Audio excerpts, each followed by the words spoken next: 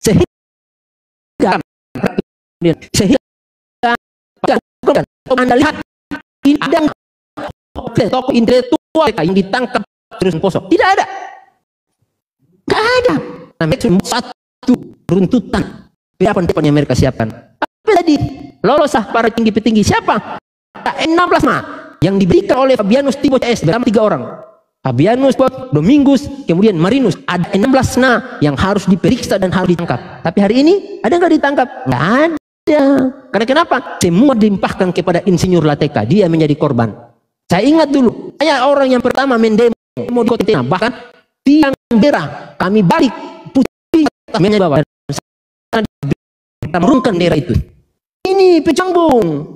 Saya bongkar. Oh, Anda pikir saya takut? Nggak ada, takutku sama kematian. Yang saya takut kalau saya mati tidak membawa apa-apa. Selanjutnya, apa yang dilakukan oleh Pendeta Damanik? Dia berjanji akan membongkar kasus Fabianus Tibo dan teman-teman. Nggak ada sampai hari ini. Karena kenapa?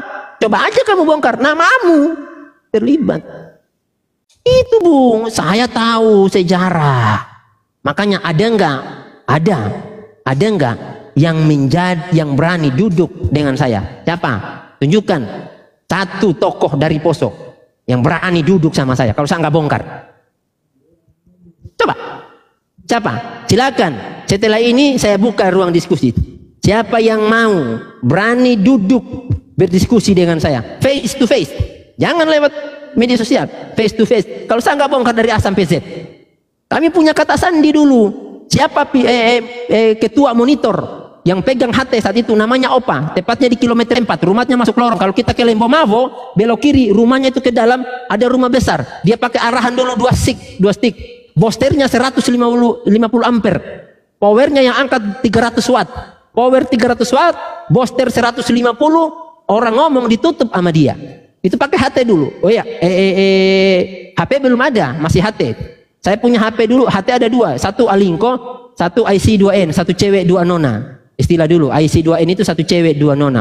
Kemudian saya punya Alinko, saya penghubung. Kita punya kata-kata sandi yang setiap 2 minggu itu kita datang. Setiap 2 minggu rubah kata sandi.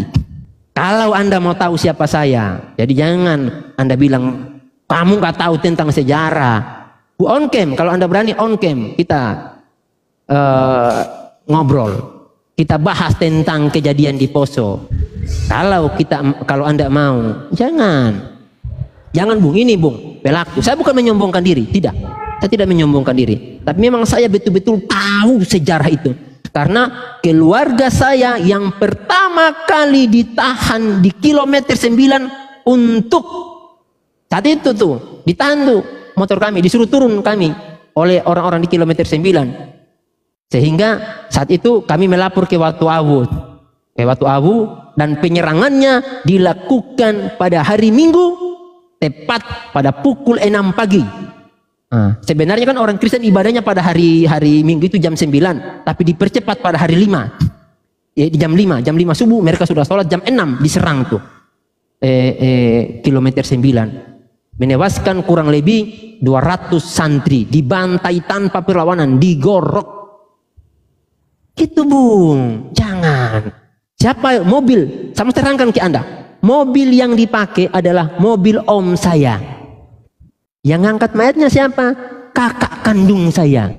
Nomor pertama. Kakak kandung saya. Mobilnya mobil om kandung saya yang ngangkat mayatnya.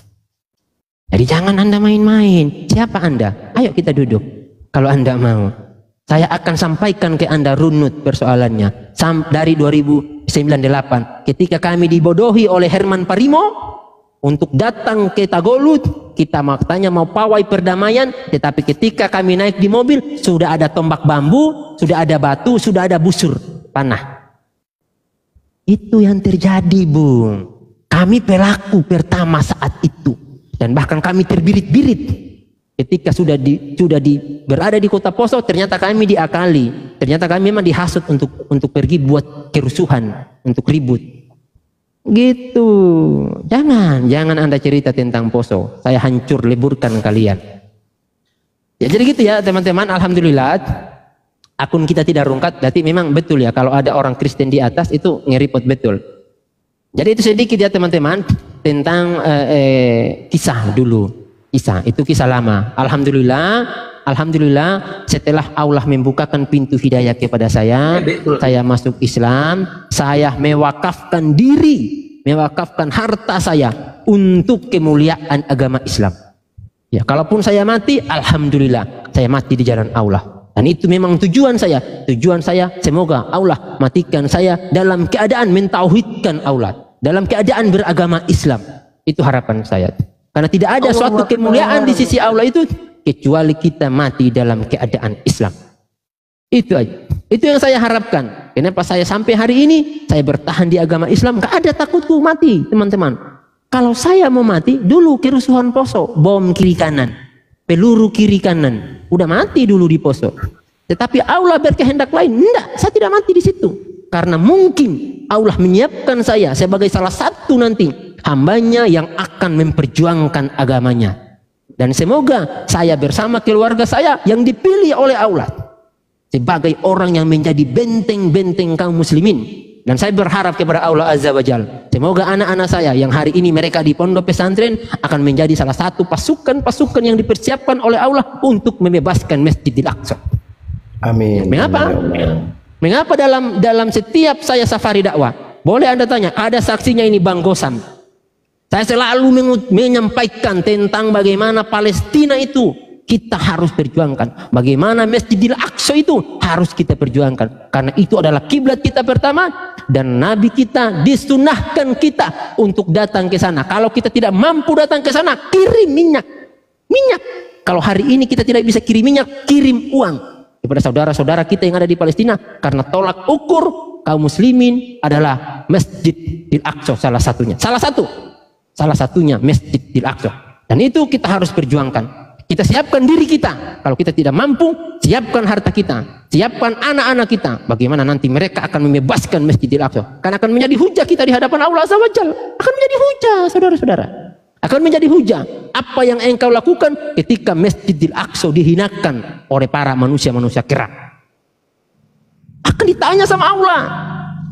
Akan dimintai pertanggungjawabanmu. Kau punya duit, kau punya kekuatan, kau punya lisan untuk membela agamamu, untuk membela Masjidil Aqsa, untuk membela orang-orang anak Palestina, tapi kami tidak melakukan itu, maka Allah akan membuat perhitungan denganmu. Makanya demi Allah, saya selalu sampaikan ke anak-anakku, wahai anak-anakku, tolong jadilah engkau orang yang bertakwa kepada Allahmu. Tolong, Abi tidak minta apa-apa darimu kecuali engkau takut dan taat kepada Allah. Kemudian engkau menjadi pejuang-pejuang agama Allah untuk menjadi terdepan dalam menyiarkan agama Islam. Ya, harus, nggak boleh. Karena kenapa saya seperti ini? Kenapa kamu seperti itu? Oke, saya sedikit memberikan bocoran. Kenapa saya seperti ini? Allah memberikan kita peringatan.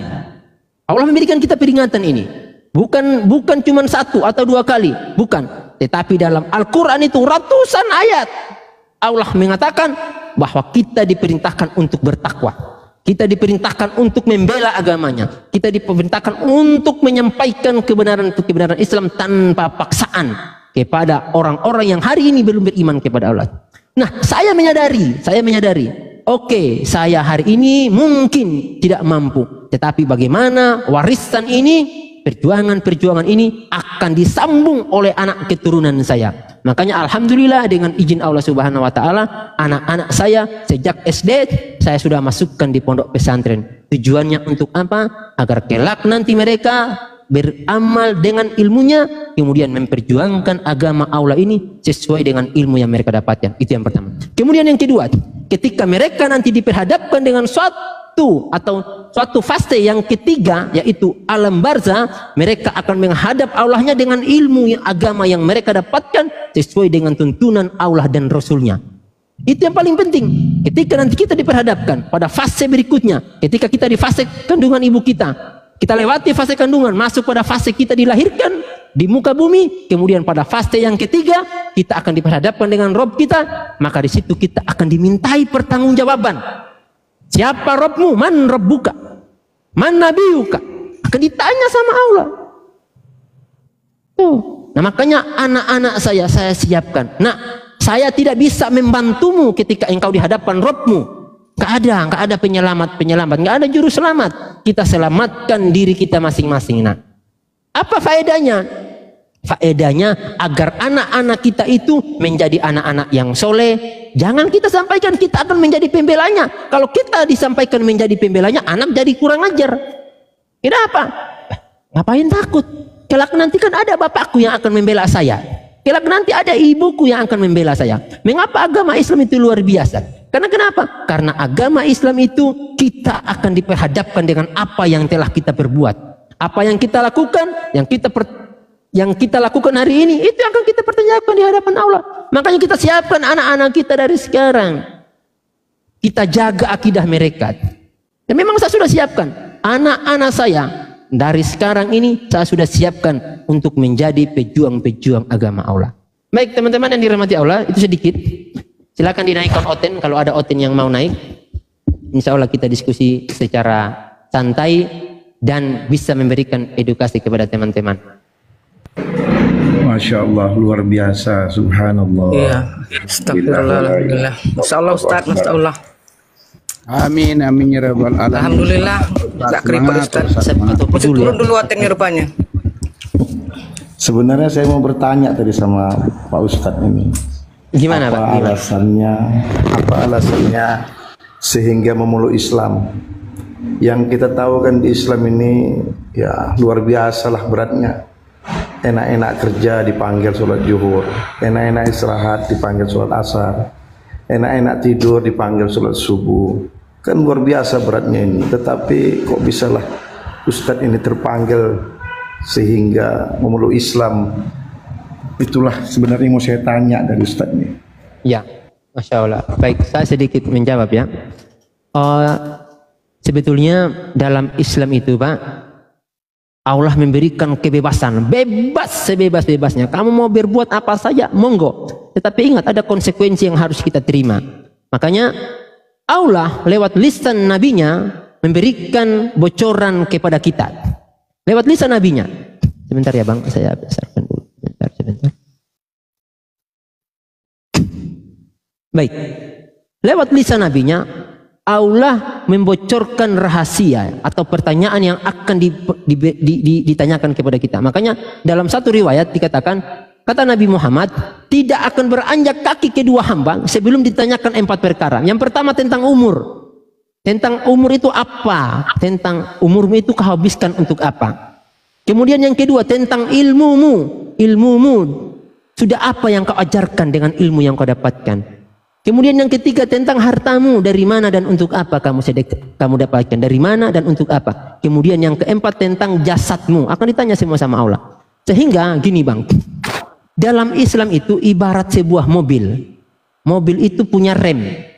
Jadi ketika kita mengendarai mobil punya rem, kita pasti merasa nyaman.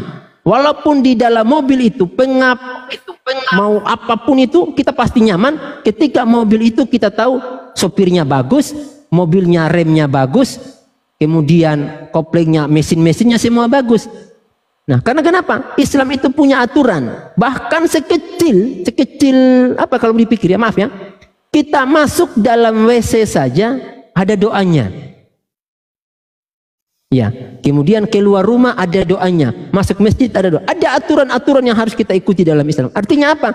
Untuk membedakan kita dengan hewan.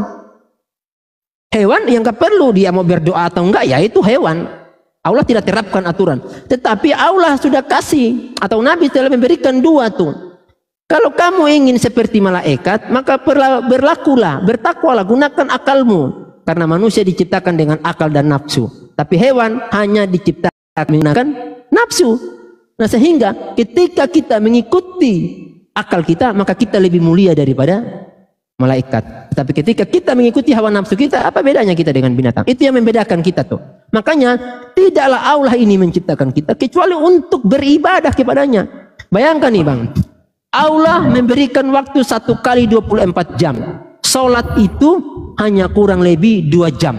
Yang Allah waktu yang akan kita berikan kepada Allah untuk salat. Ya, kecuali yang mungkin ada yang memurojaah atau apa. Kemudian 22 jam, 8 jam untuk tidur.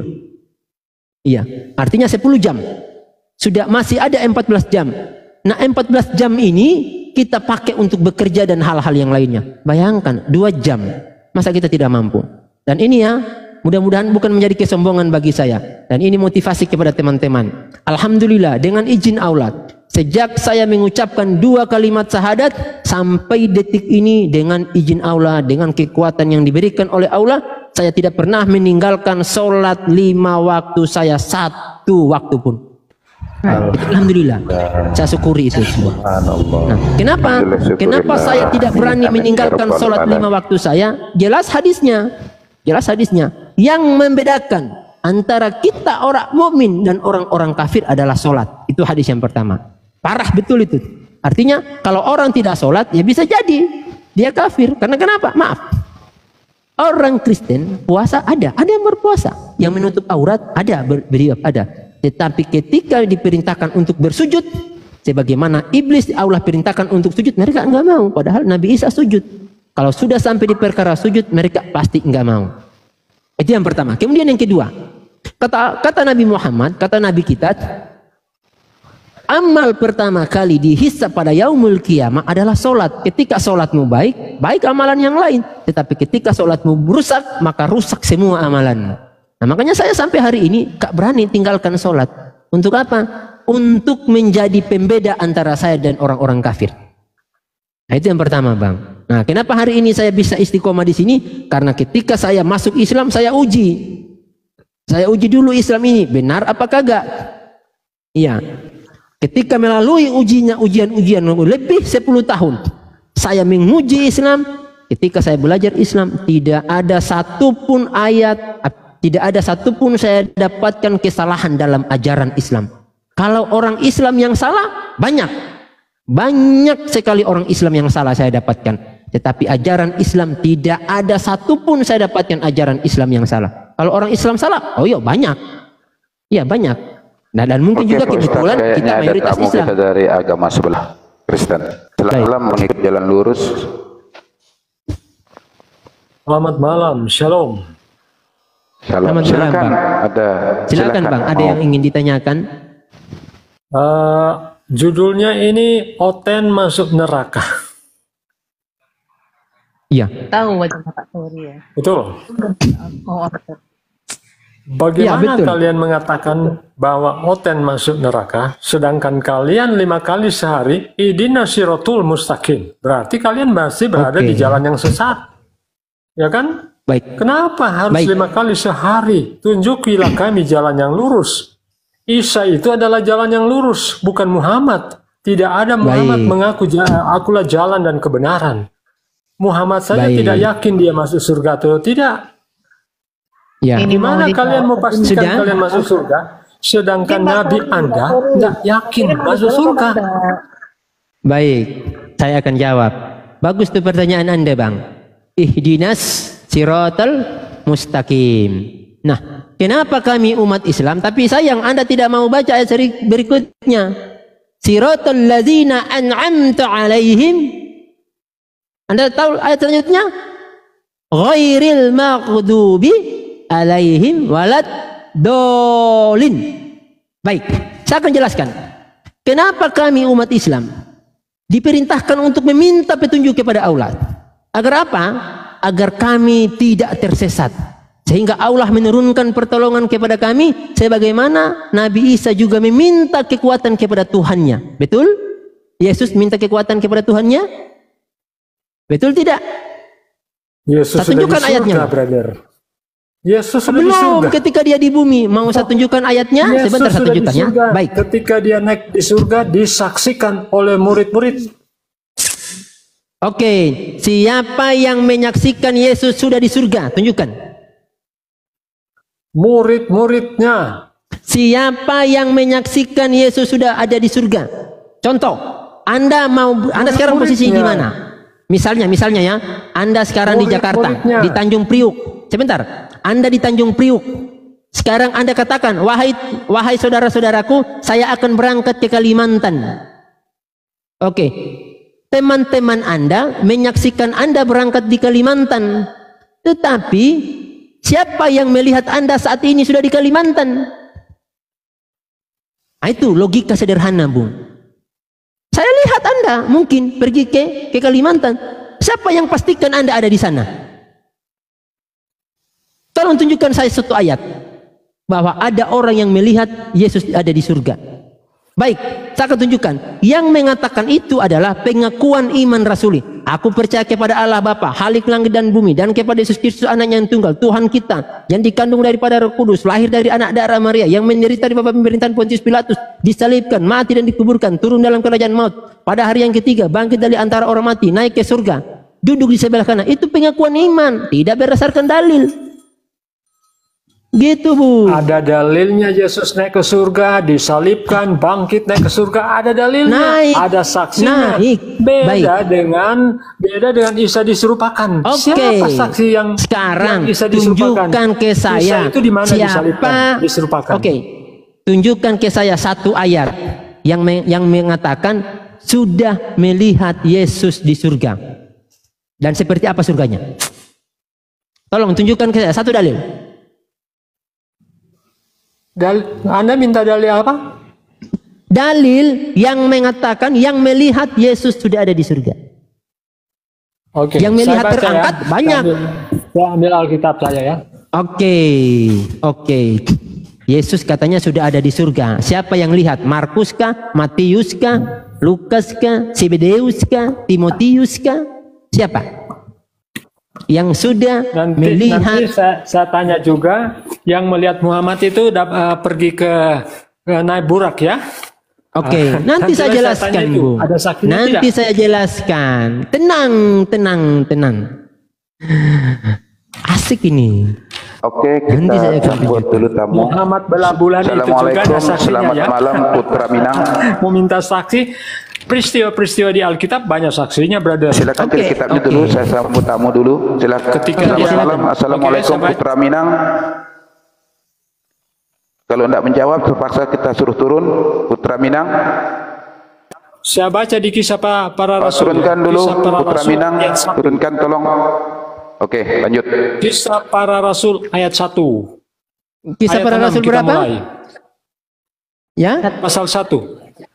Oke. Kisah para Mana? rasul ayat 1. Oke. Ayat 6. Ayat? Saya baca ya. Ya. Ayat 6 mulai. Maka bertanyalah mereka yang berkumpul di situ, Tuhan, maukah engkau pada masa ini memuliakan kerajaan bagi Israel? Jawabnya, engkau tidak perlu mengetahui masa dan waktu yang ditetapkan Bapa sendiri menurut kuasanya. Tetapi kamu akan menerima kuasa kalau Roh Kudus turun ke atas kamu. Dan kamu akan menjadi saksiku di Yerusalem dan di seluruh Yudea dan Samaria dan sampai ke ujung bumi. Sesudah ia mengatakan demikian, terangkatlah ia disaksikan oleh mereka, dan awan menutupinya dari pandangan mereka. Ketika mereka sedang menatap ke langit, waktu ia naik itu tiba-tiba berdirilah 2 orang yang berpakaian putih dekat mereka, dan berkata kepada mereka, hai orang-orang Galilea, mengapakah kamu berdiri melihat ke langit? Yesus ini yang terangkat ke surga meninggalkan kamu akan datang kembali dengan cara yang sama seperti kamu lihat. Dia naik ke surga. Jadi ada saksinya ketika Yesus naik ke surga. Sekarang pertanyaan saya, siapa saksinya ketika Muhammad pergi ke langit ke-7? Oke. Anda tidak memberikan dalil yang saya tanyakan, Bung. Yang saya tanyakan bukan tentang yang melihat Yesus terangkat ke surga. Yang melihat Yesus sudah ada di surga. Saya kasih contoh tadi. Anda ini kayaknya telolet dalam berpikir. Baik. Anda ketika misalnya Anda orang Jakarta ini, Anda di Jakarta, kemudian Anda di Tanjung Priuk naik kapal, ini saya kasih logika. Ketika Anda berdiri di kapal, Anda sampaikan, saya akan pergi, ya seperti Yesus, saya akan ke Kalimantan. Nah, kemudian ketika mereka sudah berangkat, apa kata satpam atau mungkin pegawai kapal? Apa yang kamu tunggu? Yesus itu pergi ke Kalimantan, nanti dia akan kembali seperti dengan kapal itu juga, dengan cara itu juga. Itu logika sederhananya. Nah, pertanyaannya, siapa yang melihat Yesus sudah ada di surga? Atau siapa yang sudah melihat Anda di Kalimantan? Oh iya, benar, itu misalnya Pak pengikut jalan lurus itu sudah ada di Kalimantan. Saya melihat dia di Kalimantan. Nah, yang saya minta, siapa yang sudah melihat Yesus itu ada di surga? Oke, kalau itu tidak ada, tetapi ketika dia naik ke surga ada saksinya, ada saksinya. Tetapi kalau ketika dia naik ke surga neraka, ada saksinya, gimana? orang melihat. Ya? Oke. Sekarang saya mau tanya ke Anda. Ini sadis nanti jadinya, Pak. Saya mau tanya ke Anda. Pencuri itu tempatnya di surga atau di neraka? Saya izin pamit keluar dulu. Pencuri kalau dia pencuri, baik. Pencuri tempatnya bisa di surga, bisa di neraka. Oke. Pencuri, tolong tunjukkan ke saya, Pak. Pencuri mana yang bisa masuk surga? Kalau dia bertobat, dia mengaku dosanya, apakah dia tidak masuk surga? Masuk surga dia. Oke, baik. Saya mau tanya ke Anda. Yesus pernah nggak mengakui dia berbuat salah setelah dia suruh orang mencuri? Pernah ngaku nggak dia? Kenapa? Pernah ngaku nggak? Pernah bertobat nggak dia setelah nyuri? Siapa? Yesus. Yesus adalah orang yang suci, tidak pernah berbuat dosa. Kata siapa? Mencuri bukan, memerintahkan orang mencuri bukan dosa. Kata firman Tuhan. Mana dia mencuri? Mana dia perintahkan dia mencuri? Dia perintahkan komplotan pencuri, Pak. Bahkan bukan cuma pencuri, komplotannya, kepalanya dia. Baik, Anda baca Matius 11 ayat 1 sampai 3. Ayatnya Yesus memerintahkan pencuri. Anda baca. Sekarang saya tanya Anda. Mana siapa saksinya orang yang diserupakan itu? Saya nanya sebentar. Kita bahas pencuri tadi ini. Jangan Anda tanya terus. Sekarang saya balik tanya Anda. Kan saya tadi kan Anda bertanya sudah saya jawab. Orang yang diserupakan itu. Bukan saya nggak bahas serupakan. Jangan alihkan pembicaraan. Saya tanya Anda, siapa jangan alihkan pembicaraan. Yang diserupakan kita bahas pencuri masuk surga. Tapi tidak mau Kata ditanya. Anda, pencuri itu dia masuk surga kalau dia bertobat. Oke, sekarang saya tanya, kapan Yesus bertobat setelah suruh orang nyuri? Masuk ke mana-mana dulu. Siapa saksi orang yang diserupakan itu? Saya nggak tanya itu. Jawab dulu, baru saya jawab. Enggak Kalau tidak ada saksi. Yesus ini orang jujur apa tidak? Kalau tidak ada saksi. Jadi kalau tidak ada saksi itu berarti yang apa? Saya dusta. Tanyakan ke Anda, dusta, ketika Yesus nyuruh orang nyuri. Kalau Anda mau bertanya, jangan tanya. Tanya anak Gini. Ini biasa dia nyerocos orangnya ini di mana-mana komal dia enggak ngasih turunkan aja dah. Karena di dalam Alkitab banyak saksinya peristiwa-peristiwa, walaupun ada juga tidak ada saksi. Ditanya nanti saya tanya saksinya malaikat Jibril ketemu Maria, enggak ketemu dia nanti. Mati dia lagi. Bisa ditampol dengan apa Ustaz? Amsal 21 Iya, banyak ayat nampolnya sebenarnya Bunda. Orang fasik digantikan sebagai tebusan bagi orang yang benar dan pengkhianat sebagai ganti orang yang jujur.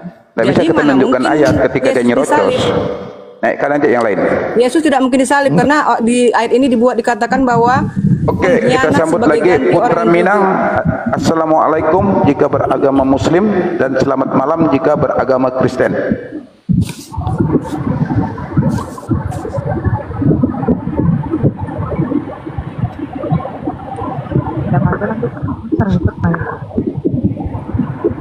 Suaranya tidak ada, Putra Minang.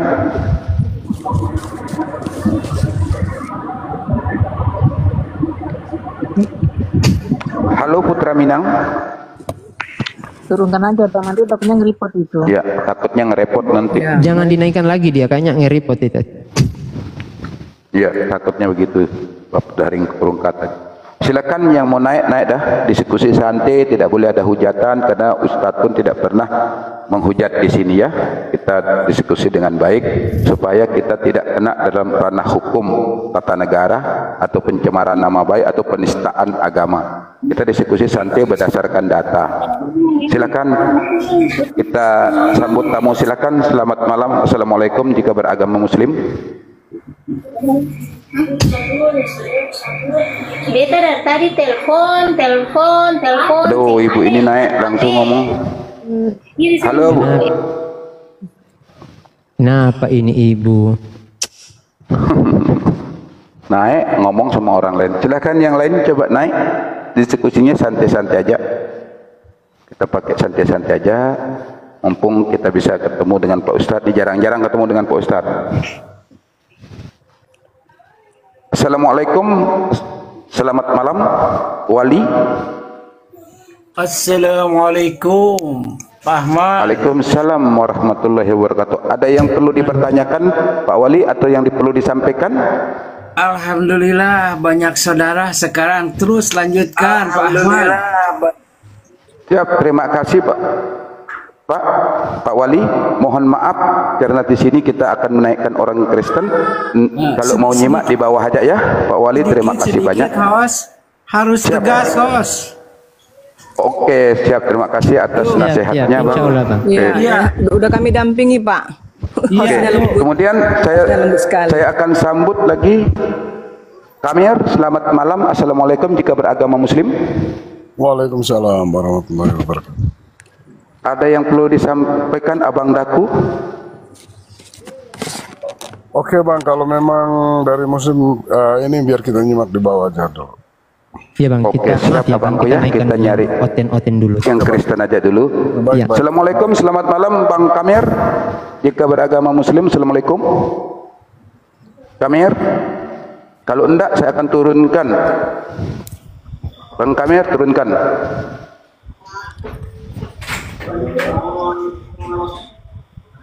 Oke. Selamat malam, assalamualaikum. Joe, jika beragama Muslim, assalamualaikum. Jika beragama Kristen, selamat malam. Warahmatullahi wabarakatuh. Waalaikumsalam, Bang Joe, Abang Daku. Ada yang perlu disampaikan, Abang Dah?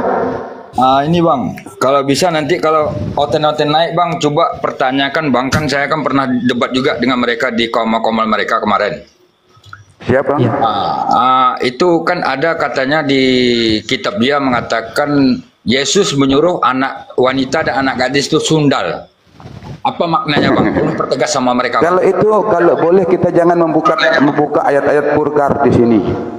Kita tidak mau ayat-ayat purgar itu kita buka. Kita di sini mencari ilmu, Abang ya. Kalau mau ke ayat purgar nanti tidak boleh kita buka-buka ayat purgar di sini. Tidak mau ada efek sampingnya banyak sekali sekarang, apalagi lagi memanas-manasnya dunia media sosial, apalagi terutama di TikTok, Bang. Jadi kita usahakan menjauhi ayat-ayat purgar seperti itu. Jadi begitu aja, ya Bang ya. Mohon maaf. Dan saya pun tidak mengizinkan Pak Ustadz kita membaca ayat-ayat yang tidak layak kita harus baca gitu. Kemudian saya sambut trio. Bagaimana Toto? Selamat malam, assalamualaikum jika beragama Muslim. Bang Toto. Halo. Abang Toto, turunkan, tidak mau nyaut. Kalau nggak menyaut, turunkan aja Bang. Iya, turunkan. Ini takutnya repot nanti. Kita tidak mau repot-repotan di sini. Selamat malam, assalamualaikum Bang Kristino, Bang Kristo. Kristianto itu Kristen lah itu. Kristianto, selamat malam, assalamualaikum. Malam. Oke, malam. Dari agama Kristen, Islam? Islam. Ada yang perlu disampaikan, Bang? Saya mau tanya sama Pak Ustadz ini ya. Oh, silakan. Mau tanya apa? Silakan, monggo, Pak. Saya kan menikah sudah 25 tahun. Dan saya mengalami beda agama sampai sekarang nggak saling mengalah. Gimana jalan keluar, Pak Ustadz? Bentar, Pak, maaf. Istrinya Kristen, Pak ya? Iya. Atau bapaknya yang Kristen? Muslim.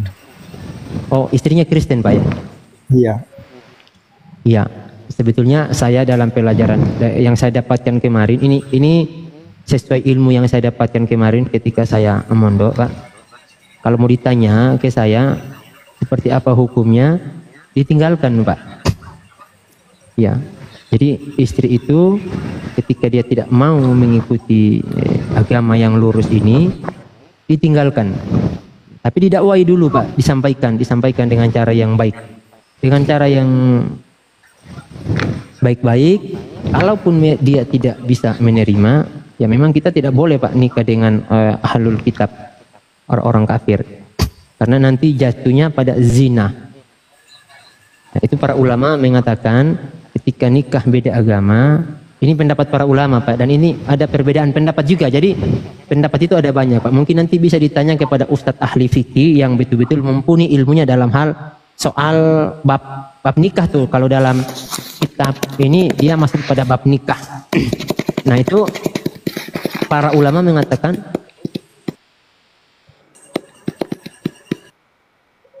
bahwa yang tok itu di ini dia Pak, diturunkan, takutnya dia ngeripot. Mengatakan bahwa mendingan ditinggalkan, baiknya ditinggalkan, karena nanti itu jatuhnya pada zina. Begitu. Apalagi kalau sudah 20 tahun Pak. Ya, harus 25 tahun ya. 25 tahun ya Pak? Iya. Ya, cukup lama itu Pak. Kenapa kok bisa beda agama Pak? Awalnya sih sama, terus setelah pertengahan tahun itu, pertengahan perjalanan hidup, dia pindah lagi itu. Ya, gitu ya.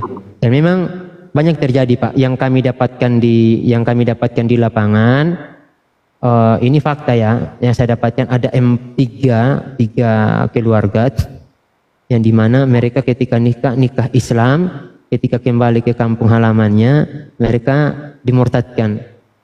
Iya. Suaminya atau istrinya kembali ke agama sebelumnya, kemudian dia tarik, dimurtadkan sama dia. Itu banyak terjadi. Kami dapat di lapangan itu Pak. Yang terakhir kemarin yang saya dapat, yang satu orang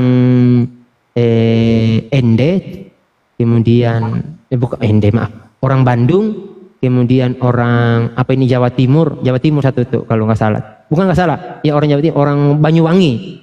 Kemudian yang satu orang Bandung. Orang Bandung itu ada 6 orang anaknya, kemudian murtad bersama anak-anaknya itu 5 orang. Gitu. Ya memang itu salah satu cara mereka memurtadkan orang Islam. Dan itu saya dulu ketika roadshow itu, saya menjelaskan salah satu tema saya, membongkar strategi misionaris memurtadkan orang Islam. Salah satunya ya itu yang mereka pakai. Jadi ada tahap yang mereka lakukan. Pertama pacari, tuh nikahi. Kalau nggak mau dinikahi, hamili, gitu. Kalau bagi perempuannya itu, dan memang itu banyak kita dapatkan di lapangan. Ini fakta, bukan istilahnya kita ngarang-ngarang. Ini fakta. Gitu Bang. Oke, sudah dijawab dengan Pak Ustadz Bang. Saya tambahi, karena Muslim itu harus ada wajib dalam nikah itu, pertama namanya wali, saksi, sama akad nikah. Harus mengucapkan di sana rukun nikahnya ya. Itu rukun nikah yang kita sebut, yaitu namanya wali, 2 mempelai, jab kabul, serta mengucap 2 kalimat syahadat, barulah sah orang itu menikah secara Islam. Jadi ketika tidak terjadi itu tetap dianggap zina. Oke, itu aja Bang, boleh kita turunkan, kita sambut tamu kita. Selamat malam, assalamualaikum Bang King. King.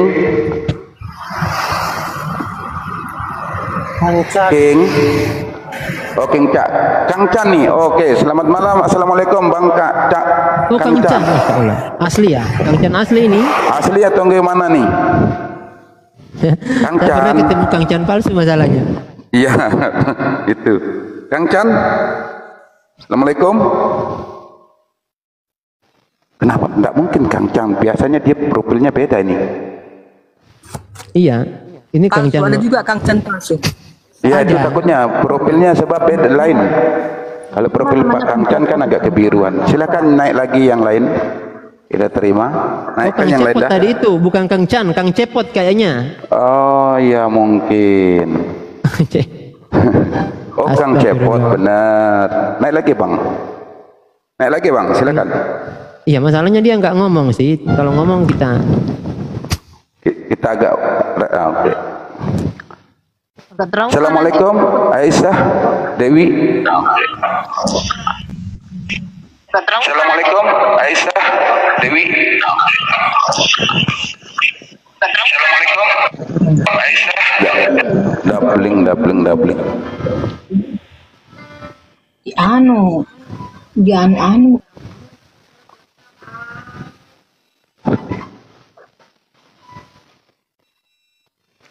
Oke, kita sambut. Assalamualaikum, selamat malam Kardinal. Kardinal. Waalaikumsalam warahmatullahi wabarakatuh. Ada yang perlu disampaikan Abang Daku? Tadi saya mendengarkan sejarah terjadinya perang Poso. Ini seru banget. Oke, ada tanggapan yang perlu?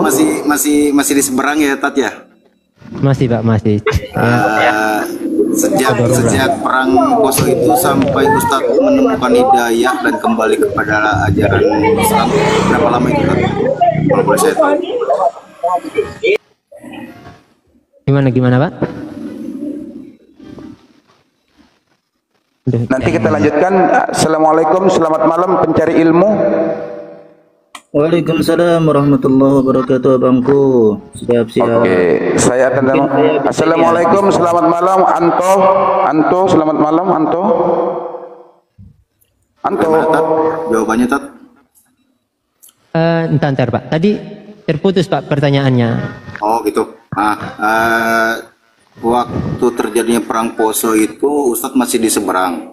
Nah, sampai Ustadz menemukan hidayah itu sudah berapa lama gitu setelah sampai menemukan ininya dari perang Poso itu?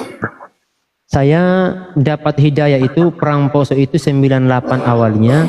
Saya dapat hidayah di tahun 2014, kurang lebih 16 tahun setelah kerusuhan itu. Poso, ya? Iya, dan memang saya kebencian saya terhadap Islam sudah didoktrin sejak saya sekolah minggu. Masih dalam posisi sekolah minggu itu sudah didoktrin tentang kebencian kita terhadap Islam. Jadi begini, di Kristen itu kamu mau pindah agama Hindu, Buddha enggak masalah, asal jangan pindah ke Islam aja. Oh begitu Tat? Iya, karena kakak sepupu saya ada yang masuk Buddha, Hindu, tapi tidak dipermasalahkan sama keluarga, tidak diusir, tidak diapa. Tapi ketika sudah masuk Islam itu memang mereka paling benci dengan Islam ini, paling benci. Dan memang sebetulnya masih banyak sebetulnya yang akan, kalau kita mau duduk diskusi tentang kerusuhan Poso itu Bang banyak betul kisah yang betul memilukan dan biadab serta makanya saya sebetulnya ingin face to face, dan sebenarnya sudah saya ceritakan di beberapa channel YouTube teman-teman, tapi memang belum istilahnya belum tuntas, karena untuk menuntaskan itu panjang ceritanya. Saya butuh 1 hari. Oke, kita sambut Pak Ustadz sebentar ya, tamu yang baru naik. Selamat malam, assalamualaikum Pak Artiso. Terima kasih Tat, jawabannya Tat. Iya. Artiso Kristen atau Muslim? Waalaikumsalam Bang warahmatullahi wabarakatuh. Oh, Muslim. Ada yang mau disampaikan Bang? Silakan. Ini Pak, kita mau sampaikan Bang, kalau bisa untuk Oten yang mau diskusi ya on cam lah biar fair, karena Pak Ustadz kan juga on cam tuh kan, gitu. Itu aja sih ya. Oh siap abangku, yang kadang-kadang sekarang jarang open cam Bang. Iya. Mereka takut Bang. Iya nggak fair aja kan Ustaz. Iya. Moderator naikkan lagi moderator. Bang, mungkin teman-teman yang Muslim, maaf saya minta waktu dulu. Teman-teman yang Muslim mungkin jangan dulu minta untuk naik. Biarkan teman-teman kita yang dari Kristen untuk naik, karena sebenarnya kita buka Komal ini untuk mendakwai mereka agar mereka tidak menjadi penghuni neraka dan bisa bareng-bareng kita masuk surga. Itu tujuan kita. Jadi biarlah nanti mereka naik untuk diskusi dengan kita, dengan saya, atau mungkin ada teman-teman yang lainnya di sini untuk kita memberikan pencerahan gitu. Memberikan pencerahan dan juga ilmu. Semoga ya lewat wasilah ini mereka bisa mendapatkan hidayah, dan kita yang umat Islam bisa dikuatkan iman dan akidah kita. Mungkin begitu ya Bang Bisma ya. Oke, itu coba teman-teman kita yang di bawah yang merasa Muslim jangan minta naik dulu, biar nanti kalau sudah hanut boleh kita naikkan satu persatu gitu. Silakan. Selamat malam, assalamualaikum Jackson. Iya, waalaikumsalam. Selamat malam. Oke, dari Kristen Muslim Bang? Kristen Katolik atau Protestan Bang? Kristen. Oke, silakan mau berdiskusi dengan Pak Ustadz dengan sopan dan santun, tidak ada kata hujatan. Kalau menghujat saya akan turunkan, Bang. Silakan bertanya. Makanya yang ini intinya apa nih? Judulnya berdebat. Baca tema di atas. Temanya di atas. Kristen masuk neraka. Iya, coba tanya. Kristen masuk neraka tuh dari bagaimana ya sampai Kristen bisa masuk neraka? Coba Bapak Ustadz coba sampaikan. Iya, mudah-mudahan belum satu botol habis ini. Kalau saya dengar suara ini kayaknya sudah satu botol habis. Baik, kenapa saya mengatakan? Saya dengar dari suara saja, Pak. Mudah-mudahan tidak satu botol habis. Baik, saya jelaskan dulu ke Anda. Nah, kenapa saya mengatakan orang Kristen itu masuk neraka? Yang pertama, Kristen itu bukan agama yang dibawa oleh Yesus. Yang pertama, tidak ada satupun dalil dalam Bible Anda. Kemudian yang kedua, ajaran-ajaran yang dilakukan oleh orang Kristen itu adalah bukan ajaran Yesus, tetapi melainkan ajaran Paulus. Itu. Kalau Anda bisa tunjukkan ke saya bahwa agama Kristen itu di ayat sekian mengatakan bahwa agama Kristen adalah satu-satunya agama yang diterima oleh Tuhan, satu-satunya agama yang ada di surga, satu-satunya agama yang dibawa oleh, diutus oleh Tuhan untuk umat manusia. Nah, itu kan tidak ada dalam Bible Anda. Siapa pendiri agama Kristen? Pendiri agama Kristen, Anda buka kitab Kisah Para Rasul 11 ayat 26. Pendiri agama, bukan pendiri Kristen ini, kalau bagi saya Kristen ini bukan agama tapi komplotan atau gerombolan. Pendiri gerombolan Kristen ini adalah Paulus, gitu. Dan ajaran Paulus itu bertentangan dengan ajarannya Yesus. Mau bukti? Saya bisa buktikan. Gitu, Bang. Nah, ini yang perlu kita pahami. Ya, kalau macam agama, nah, dan Yesus bilang kata nabinya kalau sudah boleh jawab sedikit Ustaz. Iya. Boleh bantu jawab. Kita menunjukkan dulu juga karena beta tahu. Sudah. Lu ampun mana kau? Turun saja. Habis satu botol itu kayaknya. Aduh. Evan, boleh narasi sebentar, Ustaz? Iya. Jadi Jackson kan mengatakan kenapa kita menurut orang Islam itu masuk neraka kan. Sebenarnya di dalam agama kita kan sudah jelas sekali dalam surat Al-Bayyinah kan. Innal ladzina kafaru min ahlil kitabi wal musyrikina fi nari jahannam khalidina fiha. Ulaika hum syarrul bariyah. Mereka lah seburuk-buruknya makhluk Allah Subhanahu wa taala, yang jelas. Ini sudah jelas dalam agama kita bahwa mereka itu akan masuk neraka jahanam. Ini firman Allah. Itu juga dikuatkan dengan sabda Nabi sallallahu alaihi wasallam. Maka Yahudiyun wala Nasriyun yasma'u bi thumma lam yu'minu bi illa kana min ahlin nar. Tidak ada satu Yahudi dan Nasrani pun yang mendengarkan risalah nabianku kemudian beliau tidak beriman kepada risalahku, maka dia akan menjadi ahli neraka. Ini sudah jelas sekali di dalam Islam bahwa orang-orang yang di luar Islam dari kaum Yahudi maupun Nasrani yang tidak mau mengikuti syariat Nabi Muhammad SAW, maka mereka akan menjadi ahlun nar. Ini kalau menurut agama Islam al-ma'lum minad-dini bid-darurah, sesuatu yang sudah pasti. Bahkan anak kecil pun orang Islamnya itu udah ngerti gitu kan. Banyak orang-orang ngoten, kenapa mereka akan menjadi ahli neraka? Karena agama kami mengatakan seperti itu, begitu. Mungkin agama kalian mengatakan agama kalian lebih benar, maka silahkan teliti dan periksa apakah kebenaran yang kalian yakin itu absolut, bisa dipertanggungjawabkan secara nalar, logika, dan rasio atau tidak. Begitu, silahkan. Oke, kita sambut tamu kita lagi yang baru naik. Assalamualaikum, selamat malam Bang Zul 99. Halo, turun. Silakan naik. Assalamualaikum, selamat malam Bang Rahman.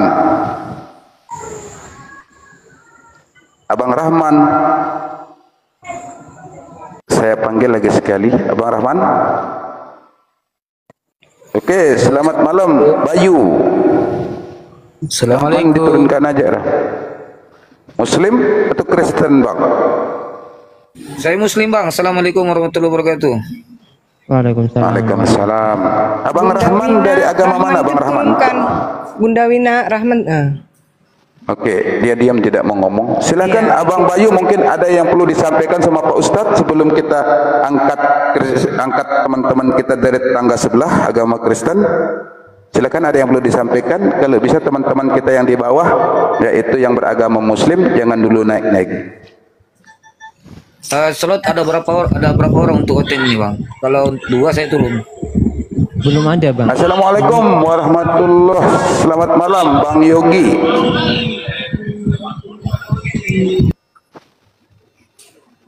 Aduh, turun lagi. Mungkin yang lain teman-teman kita yang Muslim di bawah, tenang ya. Lihat nama saya saja udah takut mereka.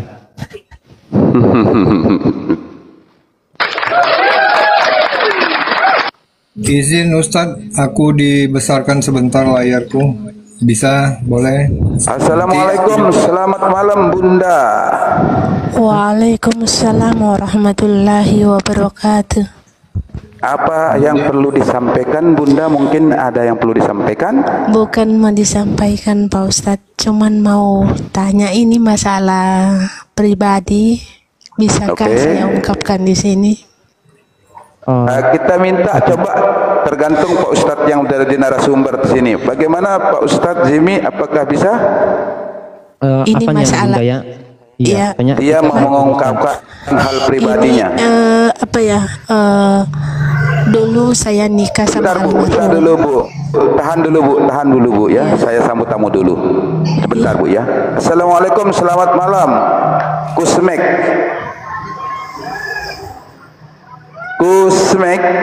selamat malam. Assalamualaikum. Kusmek, waduh. Kusmek, turunkan dah. Oke, silakan. Saya nanti aja Bunda, nanti habis ini aku turun gantian mungkin sama rekan-rekan Muslim yang lain ya. Sebentar. Kita tahan Bunda, kita tahan dulu Bunda. Silakan Bang Ciluba, Abang Daku, sampaikan dulu. Jadi gini Bang Ustadz, aku selama membaca Bible, jadi mentok di satu ayat ini Bang. Dari Kisah Para Rasul 19 ayat 11 dan 12 ini. Ini pemahamanku ya. Sepertinya benar kalau Paulus itu wajib dituhankan oleh Kristen. Karena di Kisah Para Rasul 19 ayat 11 lihat aja, oleh Paulus Allah mengadakan mukjizat. Jadi seolah-olah Allah dalam Bible itu diperintah sama Paulus. Kira-kira gimana nih Ustadz? Iya. Nah, makanya tadi Bang saya sudah sampaikan bahwa Kristen ini adalah komplotan atau gerombolan yang dibuat oleh Paulus. Yang pertama. Yang kedua, penulis-penulis kitab ini adalah bukan murid-murid Yesus. Hanya satu yang teridentifikasi murid Yesus, yaitu Matius. Tapi Markus, Lukas, Yohanes bukan murid Yesus, tapi adalah sales-salesnya Paulus. Sales. Kenapa saya sampaikan sales? Dengan ayat-ayat ini mereka pakai untuk mendapatkan uang. Dan sampai hari ini tidak ada satupun pendeta yang dakwah menyampaikan firman itu kalau tidak dibayar. Kalau tidak dibayar mereka tidak mau. Bahkan sampai berkelahi. Saya salah satu saksi dulu yang marah sama pendeta. Saya bilang, Pak Pendeta, ibu pendeta Koidio saat itu, Bu, saya dengan Om Cong namanya saat itu. Bu, kalau mau dapat uang banyak kerja, jangan cuma harap di mimbar. Karena mereka cuma berharap di mimbar tuh untuk dapat duit. Nah, memang betul agama komplotan Kristen ini atau yang mereka mengatasnamakan agama Kristen, mereka itu bagi saya bukan komplot, bukan agama, tapi komplotan yang mengatasnamakan agama kemudian menjual ayat-ayat Allah. Nah, seperti ini. Salah satunya apa? Paulus dan teman-temannya itu. Artinya kita tidak salah kalau menafsirkan Paulus itu Tuhannya Kristen dalam Bible ya, Ustaz ya. Betul, nggak salah lagi karena memang sesuai data dan fakta dari Bible mereka. Makanya gini, saya pastikan Bible ini, makanya ketika saya uji ya, Bible ini tidak layak dijadikan rujukan buku atau apa, dijadikan bacaan ya. Dijadikan bacaan untuk mendapatkan surganya Allah. Nggak layak ini. Betul. Nggak layak bagi saya. Kalau ada yang membantah, oke, nanti kita buat room khusus untuk membahas otentik mana, Bible atau Al-Quran. Ya, karena di Roma 14:9 pun kan Paulus yang mempoting Yesus jadi Tuhan setelah mati bangkit gitu kan, Ustadz ya? Iya, betul. Ya udah gini, itu Bayu apa tadi? Bayu itu dia mualaf juga. Saya turun, tolong mohon digantikan sama beliau. Dia mualaf juga itu. Bayu apa tadi? Bayu Siti. Bayu Andika.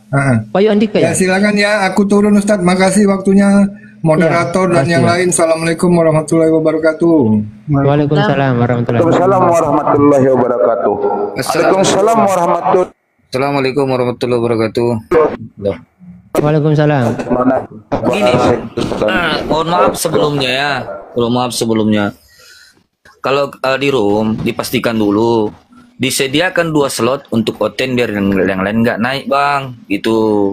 Jadi terutama begini abangku mantan laskar, kita sama-sama mualaf. Alangkah baiknya ini kan saling mengingatkan. Nantilah kalau ada Oten jangan sampai kita nanti menolak loh. Itu yang saya takutkan bang, karena kita dipantau ini loh. Itu juga. Iya.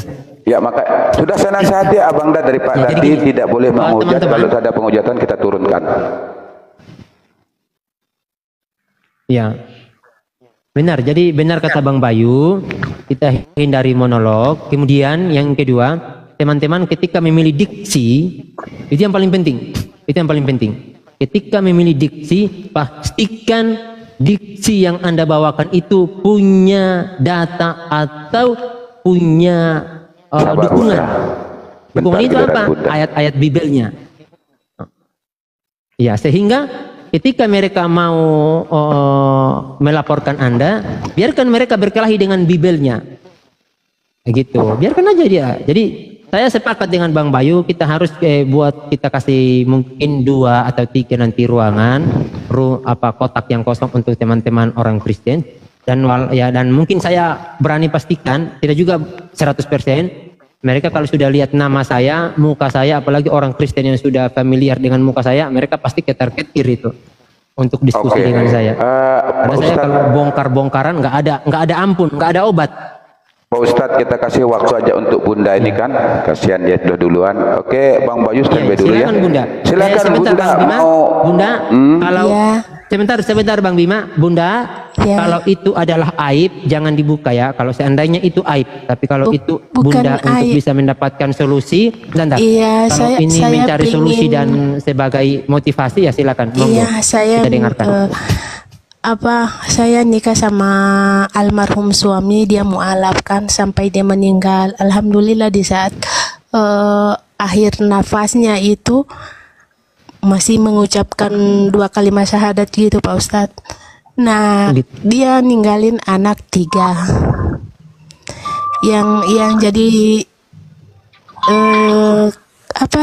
pikiran saya sekarang itu yang satunya udah ikut tante-tantenya gitu. Iya. Terus? Yang jadi pertanyaan saya, kelak di akhirat nanti itu tanggung jawab saya apa gimana gitu Pak Ustadz? Iya, gini Bunda. Iya. Yang pertama yang dimintai pertanggungjawaban itu bapaknya. Tapi bapaknya udah meninggal kan? Iya, jadi insya Allah ketika bapaknya meninggal, bapaknya itu meninggalkan anaknya dalam keadaan Islam. Nah, insya Allah bapaknya selamat karena dia tidak bisa lagi mendakwai anaknya, tidak bisa lagi menjaga karena ayat At-Tahrim itu ayat 6, ya ayyuhallazina amanu qu anfusakum wa ahlikum naron, itu ayat itu memang kalau kita mau lihat dan ditafsir oleh para ulama itu untuk para suami laki-laki. Artinya kita diperintahkan untuk menjaga diri dan keluarga kita dari siksa api neraka. Nah, ini menurut saya ya, kalau itu adalah anak kandung ibu, ibu punya hak untuk kembali mendakwai dia, menyampaikan tentang kebenaran-kebenaran Islam, kemudian sampaikan tentang kesesatan-kesesatan agama yang di luar agama Islam. Nah, kalaupun sudah berupaya sekuat tenaga ya, tetap dia tidak mau untuk mengikuti agama yang diridhoi oleh Allah, sebagaimana yang terjadi pada Nabi Nuh, sebagaimana yang terjadi kepada Nabi Lut, sebagaimana juga yang terjadi pada Nabi kita, hidayah itu mutlak milik Allah. Mutlak milik Allah. Ya.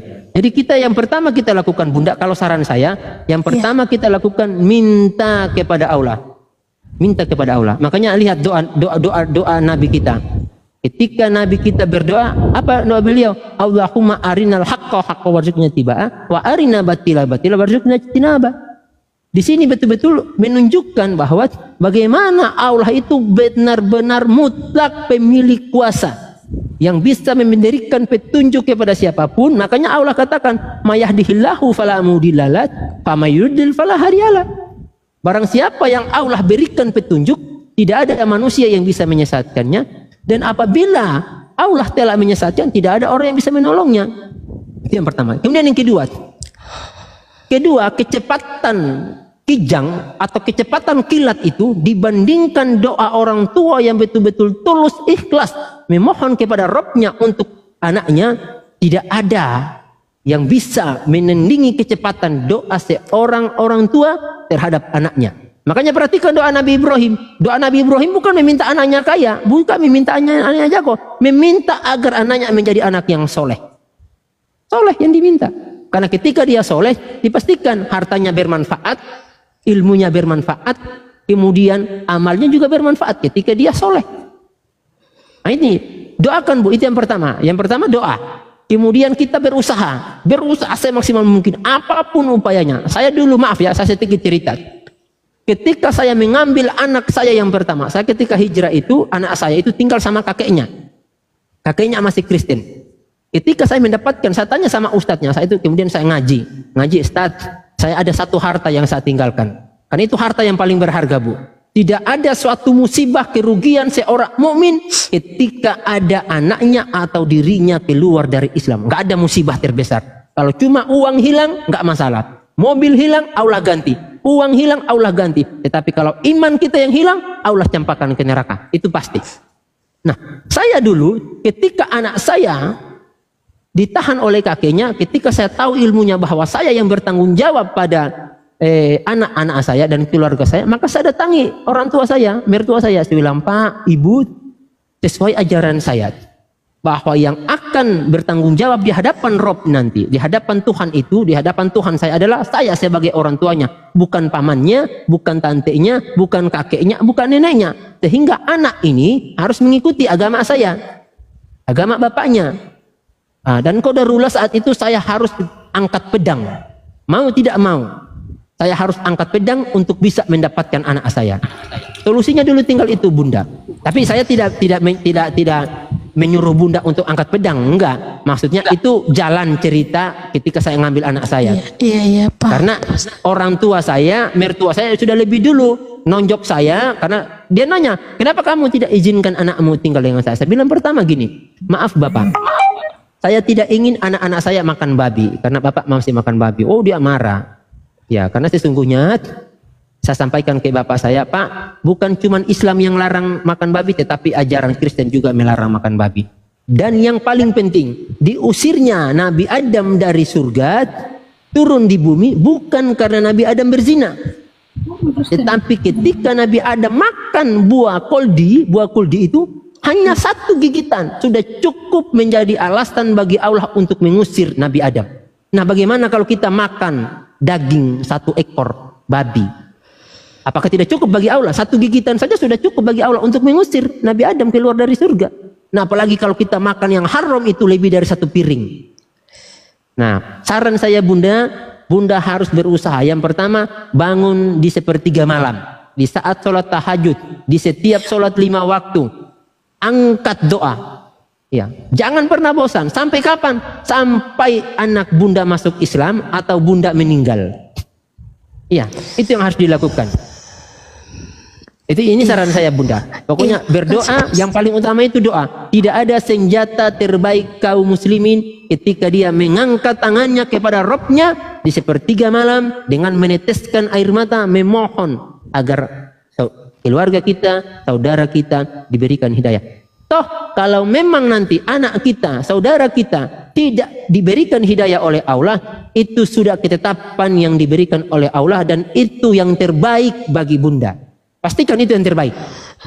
Itu yang terbaik. Karena setiap doa yang tidak dikabulkan oleh Allah itu adalah yang terbaik karena itu keinginan Allah. Kalau keinginan kita belum tentu terbaik. Karena keinginan kita. Karena apa yang kita inginkan belum tentu baik. Tetapi apa yang Allah inginkan tidak ada kata tidak baik. Itu pasti dan 1.000.000% itu baik. Makanya dalam Islam ada kaidah taat tanpa tapi, patuh tanpa syarat. Nggak ada tapi-tapinya ketika kita sudah melakukan ketaatan kepada Allah. Tidak ada syarat-syarat ketika kita ingin melakukan kepatuhan kepada Allah Azza wa Jalla. Mungkin begitu Bunda. Barakallahu fiik. Oke, kita sambut tamu kita sebelumnya. Terima kasih ya. Pak Ustadz ya. Saya izin pamit. Saya doakan mudah-mudahan anaknya dapat hidayah kembali. Moga-moga sukses. Ingat Bunda ya, salah satu yang membawa kita ke surga itu adalah anak yang soleh. Salah satunya. Amin. Iya Pak Ustadz, sebenarnya dia itu udah keluar jamaah, cuman gimana udah pengaruh lingkungan kan. Oke, saya sambut tamu dulu Bunda ya. Selamat malam, assalamualaikum sang pengamat. Selamat izin malam. Turun dulu, sukses sekali, sukses. Oke. Ya. Selamat amin, malam. Amin Bunda, amin. Doa yang agama Kristen Muslim, abang sang pengamat. Ya, amin. Saya Kristen bang. Oke, Kristen. Di sini kita diskusi bang dengan santai, tidak ada kata hujatan sedikit pun. Kata hujatan kita akan turunan baik dari Muslim maupun dari Kristen. Kalau ada kata omongan yang tidak sedap kita akan turunkan. Siap. Oke. Kemudian sebelumnya saya sambut dulu tamu kita, Bang Yudi. Selamat malam, assalamualaikum. Terjeda. Oke, silakan Pak Ustadz. Ini ada tamu kita, sang pengamat. Silakan Bang pengamat. Ini tema kita atau topik kita ini apa ini Pak Ustadz? Ini Pak, saya geser sedikit ke atas. Kalau saya apa di tengah? Saya mengenai Bible bang. Orang Kristen masuk neraka bang. Malam. Kota Pelicin. Ini makanya saya tertarik masuk di room ini. Saya mau tanyakan maksud dan tujuan daripada judul ini aja Pak Ustadz. Bisa kira-kira dijabarkan nggak? Baik. Kalau kita merujuk kepada ayat Al-Quran, jelas ayatnya. Nggak bisa on cam ya? Lagi makan Pak Ustadz. Oh gitu ya? Oke, baik. Dalam surat Al-Bayyinah bang dijelaskan innallazina kafaru min ahlil kitabi wal musyrikina fi nari jahannam khalidina fiha. Kemudian dalam ayat yang lain di surat At-Takabun dikatakan wallazina kafaru wa kazzabu bi ayatina ulaika ashabun nar khalidina fiha wa bi'sal masir. Nah, ini dikatakan dalam ayat Al-Takabun ini, dan orang-orang kafir dan mendustakan ayat-ayat kami, mereka itulah penghuni neraka, mereka kekal di dalamnya dan itulah seburuk-buruk tempat kembali. Nah, di ayat Bayyinah tadi dijelaskan, ini menurut versi Al-Quran dulu ya, nanti sebentar saya jelaskan versi Bible. Dalam surat Al-Bayyinah dikatakan innallazina kafaru min ahlil kitabi wal musyrikina fi nari jahannam khalidina fiha. Tuh, kata Allah, orang-orang kafir dari ahlul kitab. Ahlul kitab ini siapa? Orang Kristen, Yahudi, Nasoro. Nah, mereka itu adalah ahlus neraka. Mereka akan masuk neraka dan mereka kekal di dalamnya. Dan mereka lah seburuk-buruk makhluk. Bayangkan tuh kata-kata ini kata Al-Quran. Baik. Kemudian di Bible sendiri, ketika saya mempelajari Bible bang, tidak ada satupun saya dapat ajaran atau tulisan-tulisan dalam Bible yang mengatakan bahwa agama Kristen itu akan masuk surga. Nggak ada satupun ayat saya dapatkan.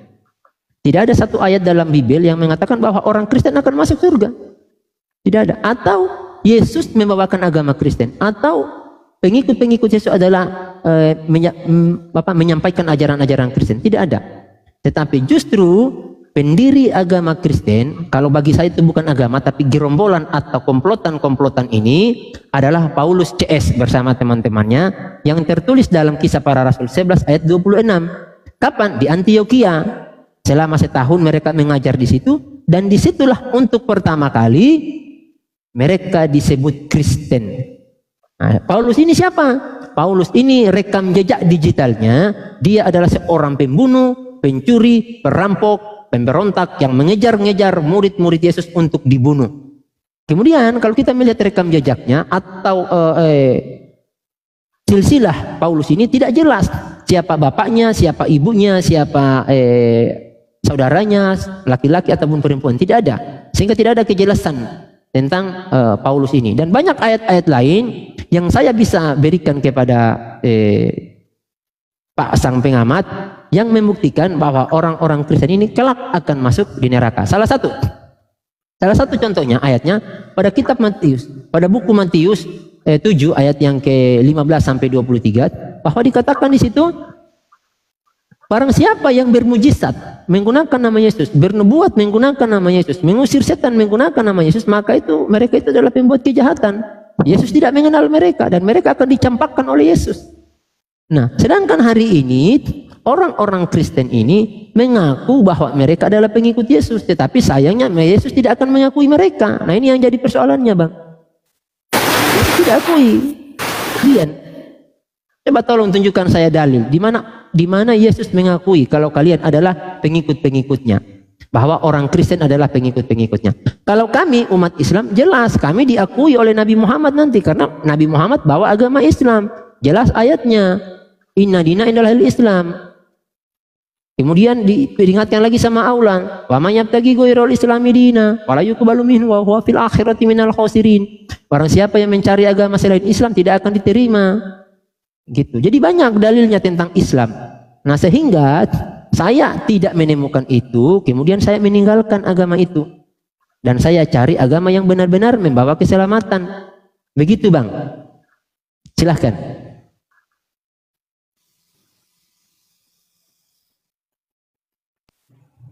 Saya sapa dulu ya, Bang. Oke, terima kasih Pak Ustadz buat sama-sama, Pak, penjabarannya. Ada lagi, Bang, yang mau ditanyakan? Ini kita sekedar bertanya, apa boleh kita menyanggah atau boleh kita silakan, kasih Pak. meluruskan Kalau gitu? Bapak, kita di sini, Bang, kita diskusi. Kita diskusi di sini. Silahkan Anda, ketika penjabaran saya kurang berkenan atau Bapak punya dalil yang mengatakan, oh Pak, saya punya dalil kalau kami orang Kristen ini akan masuk surga, ya silakan ditunjukkan dalilnya. Itu maksud saya, Pak Ustadz. Kita ya, kan sharing silakan, di sini Pak. nih. Kita diskusi dengan baik. Semoga saya bisa mendapatkan ilmu yang baru dari Bapak. Yang pertama, saya mau tanyakan kepada Ustadz. Dulu berarti Pak Ustadz ini mantan dari Kristen ya, atau Nasrani ya? Ya, Kristen Protestan tepatnya, Pak. Oke. Kira-kira berapa lama Bapak Ustadz ini dulunya Kristen? Saya 31 tahun Kristen. Pernah sempat sekolah teologi atau sekolah Alkitab atau sekolah penginjilan begitu? Saya pernah belajar kepada beberapa orang pendeta ketika saya berada di Peleru, dan saya pernah diskusi dengan 3 orang pendeta sebelum saya meninggalkan agama Kristen. Itu aja, Pak. Hanya berdiskusi ya? Iya. Tapi tidak pernah belajar ilmu tafsir ya? Ya. Silakan, kalau memang Kristen punya buku tafsir, insya Allah saya akan beli buku tafsir itu, Pak. Enggak, yang saya tanyakan, berarti Pak Ustadz ini nggak pernah belajar ilmu tafsir ya? Ya. Jadi gini, maaf ya, Pak. Contoh. Saya kasih contoh, Pak. Saya dekatkan dulu kameranya ya. Ini saya punya buku tafsir. Ini namanya kitab tafsir, Pak. Dalam Islam itu kita harus punya nih. Saya punya ini. Ya. Ini punya Syekh Abdurrahman bin Nasir As-Sa'id. Tuh. Ini As-Sa'di, bukan As-Sa'di. Jadi saya punya buku kitab tafsir, Pak. Nah, saya ingin tahu di Kristen punya buku tafsir nggak? Justru itu, Pak Ustadz.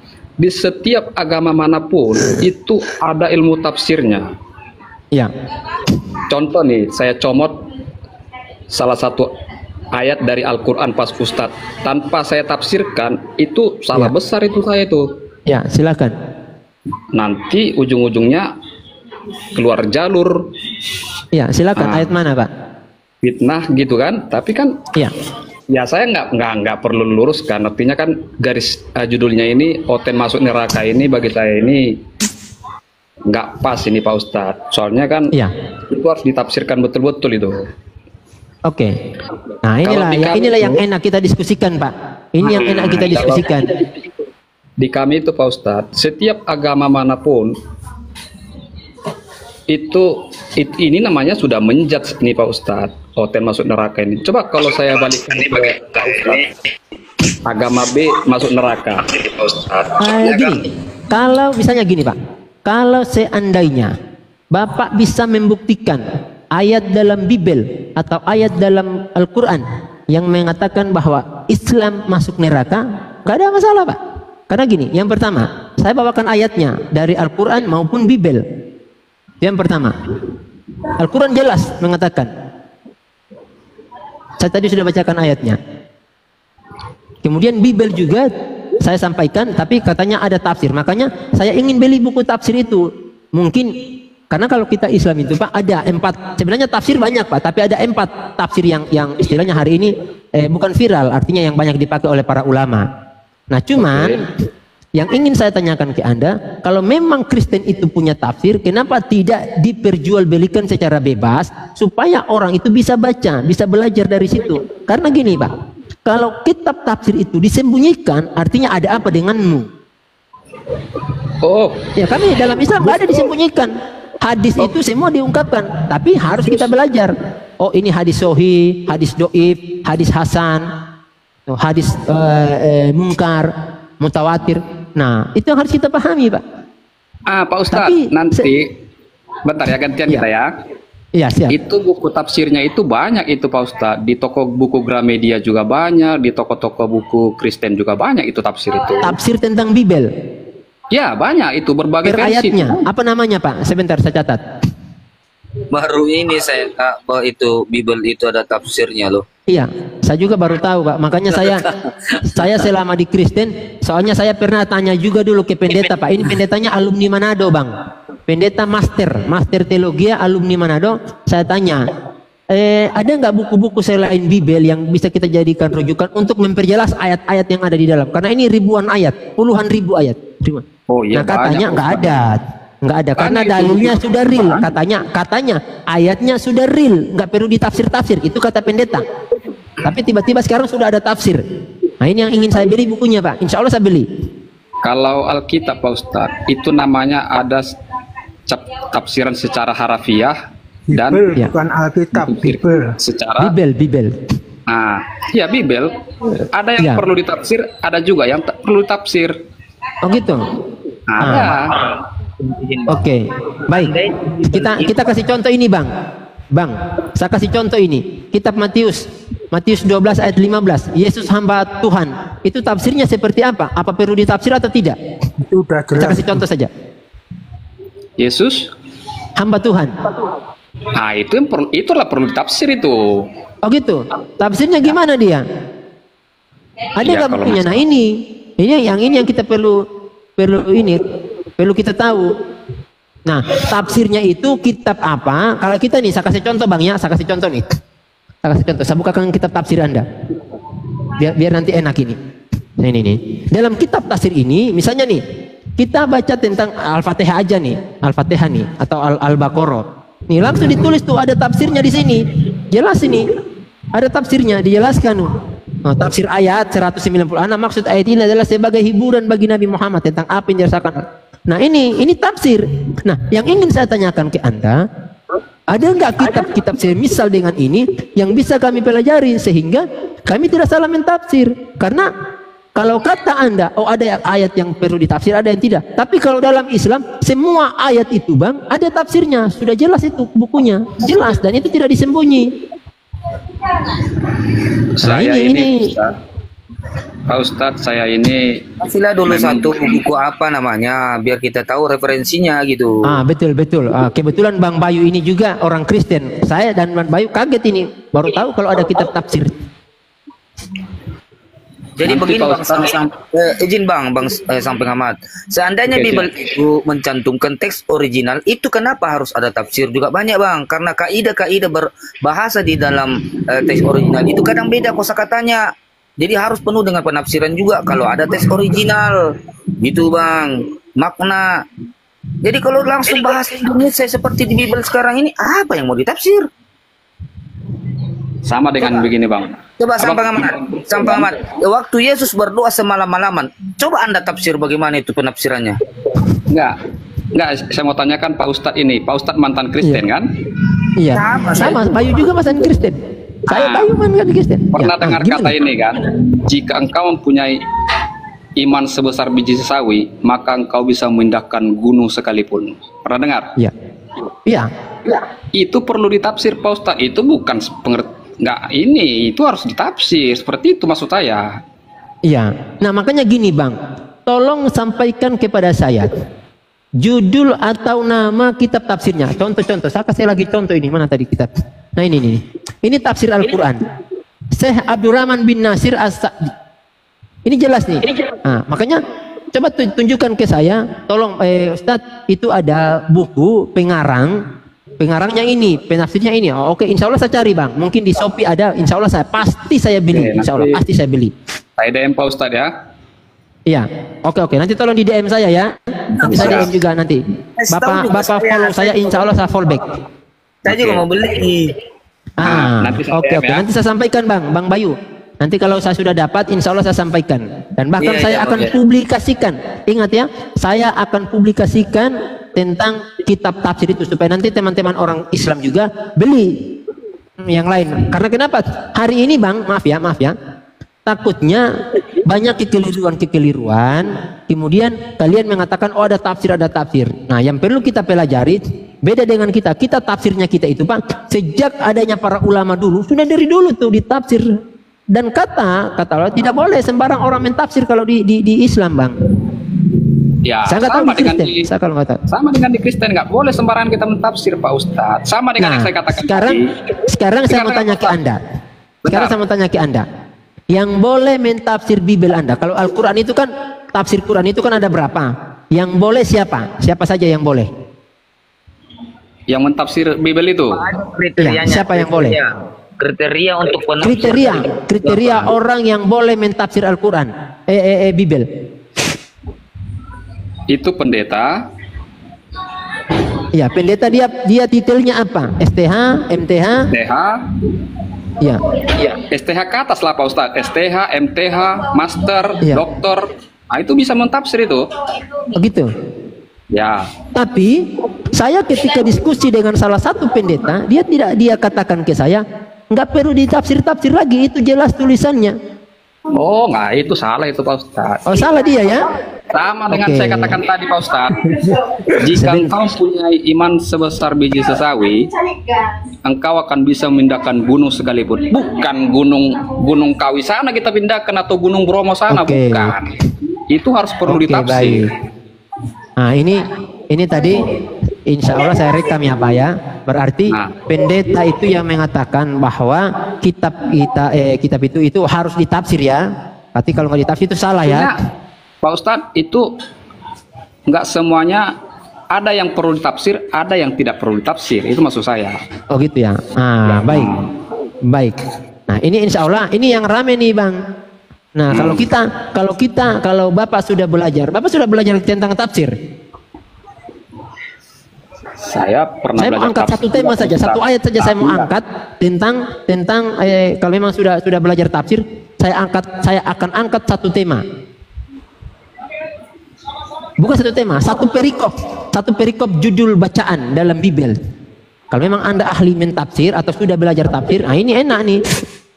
Saya enggak, Pak Ustadz, saya bukan ahli tafsir. Maksud saya kan ini judul kita ini. Saya kan mengacu pada judul kita ini, Pak Ustadz. Saya bukan mau ngajak tafsir di sini, bukan. Oke. Nah, kalau begitu, ayat yang saya sampaikan tadi, coba silakan ditafsir, Pak.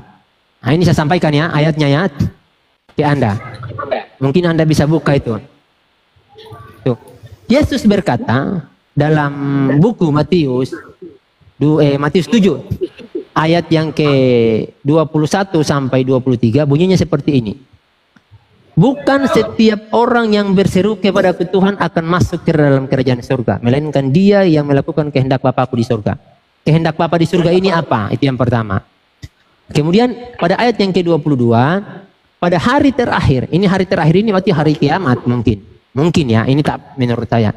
Karena tidak ada hari terakhir kecuali hari kiamat. banyak orang akan berseru kepadaku, Tuhan, bukankah kami bernubuat demi namamu, mengusir setan demi namamu, mengadakan mujizat demi namamu? Apa jawab Yesus? Maka jawab Yesus, pada waktu itulah aku akan berterus terang kepada mereka dan berkata, aku tidak mengenal kamu. Nyalah daripadaku, kamu sekalian pembuat kejahatan.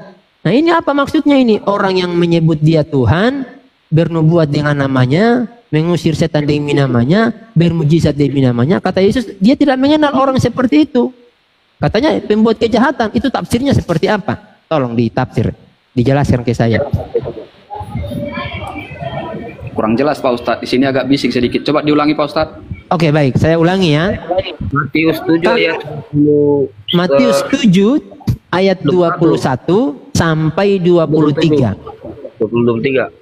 Ya, 21, 22, 23. Nah, di situ dijelaskan orang yang menyebut Tuhan, kemudian bernubuat dengan nama Yesus, mengusir setan dengan nama Yesus, bermujizat dengan nama Yesus, kata Yesus, dia tidak mengenal mereka. Orang-orang seperti itu Yesus tidak kenal.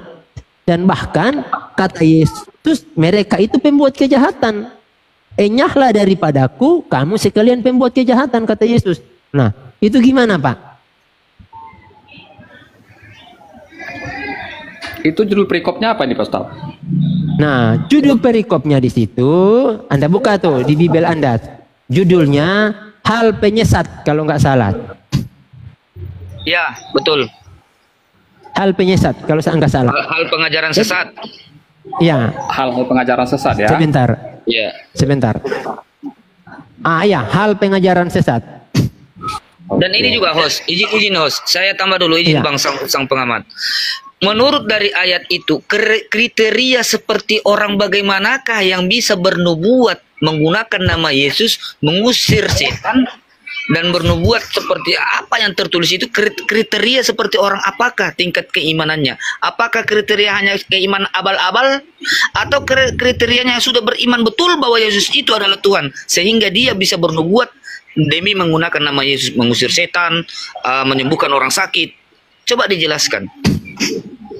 Itu nggak perlu saya jelaskan Bang Bayu. Itu sudah ada jawaban. Itu sudah Anda berikan sendiri jawabannya itu tadi.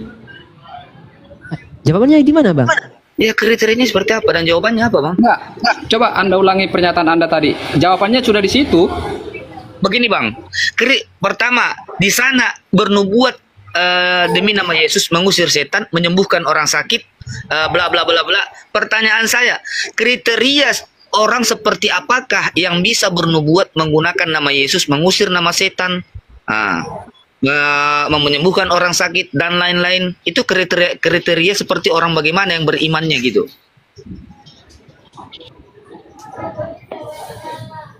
Sebelum Anda putus di sini, Abang tadi sudah jawab langsung itu sebenarnya. Nggak perlu saya jabarkan. Gimana jawabannya Bang? Enggak, kalimat Bang Bayu yang pertama tadi itu sudah di situ jawabannya. Apa itu? Kriterianya bagaimana, Bang? Kita nanya kriteria, Bang. Keimanannya seperti apa? Kalau cuma jemaat abal-abal, Bang, tidak mungkin bisa bernubuat demi nama Yesus, mengusir nama setan.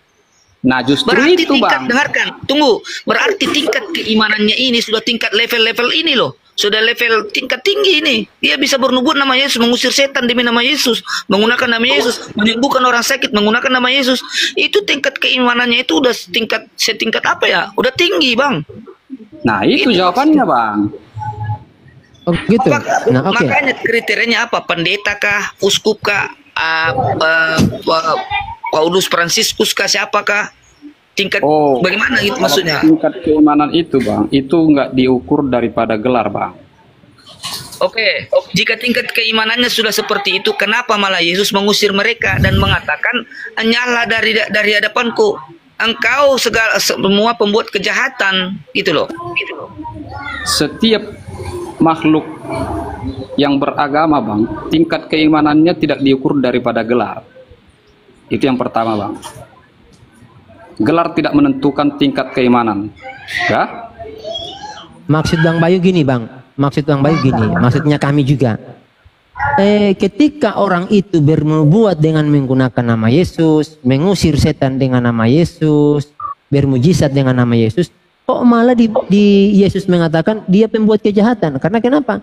Hari ini banyak pendeta mengusir setan pakai nama Yesus. Darah Yesus, dalam nama Yesus kamu sembuh dari penyakit. Saya banyak lihat pendeta-pendeta mengobati dengan menggunakan nama Yesus. Nah, di sini Yesus mengatakan itu pembuat kejahatan. Itu gimana, Bang? Itu maksudnya mungkin Pak Ustadz, ya sama yang saya terangkan tadi itu. Gelar tidak menentukan seseorang itu untuk mempunyai iman. Oke, baik. Yang saya tanya, pendeta yang hari ini, mungkin saya bisa tunjukkan sebentar videonya. Pendeta yang menyembuhkan orang sakit, mengusir setan dengan menggunakan nama Yesus. Sepakat tidak kalau mereka pembuat kejahatan? Bukan semua pendeta Pak Ustadz, itu oknum namanya. Sama dengan di tidak, maksud saya gini. Iya, oknum. Misalnya nih, si A mengusir setan dan bermujizat menggunakan nama Yesus. Dalam nama Yesus kamu sembuh. Nah, saya tanya, orang yang bermujizat atau bernubuat dengan nama Yesus itu pembuat kejahatan atau bukan?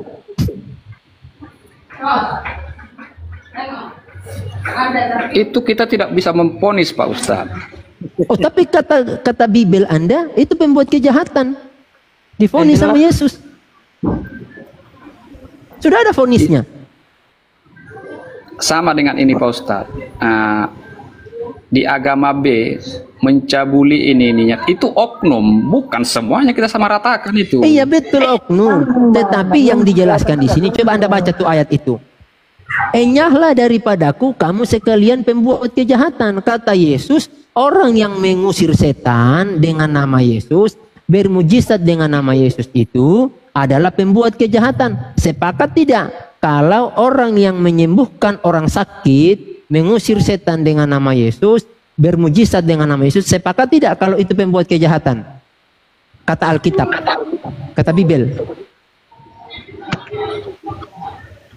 Kalau saya sih mau langsung nama, host. Sampai sekarang ini pendeta itu yang kesana kemari berdoa menyembuhkan orang sakit. Iya. Videonya kan banyak. Apakah itu Anda setuju? Apakah Anda setuju kalau itu pembuat kejahatan nanti di akhir zaman? Kata Yesus, enyahlah daripadaku. Oh, saya tidak bisa memponis itu, Bang, karena itu bukan kewenangan saya, Bang. Iya, tapi Yesus sudah menvonis. Yesus vonis orang yang mengusir setan, ya, bermujizat dengan nama Yesus itu pembuat kejahatan. Kalau pembuat kejahatan kira-kira masuk surga atau neraka? Kalau orang pembuat kejahatan, neraka. Menyebut dia Tuhan pun juga begitu.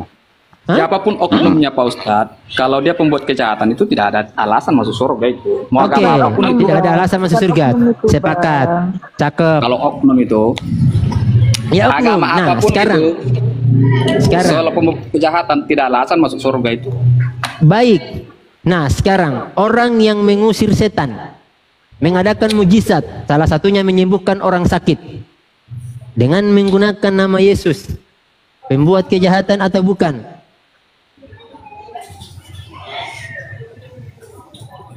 Gimana, Pak Ustadz?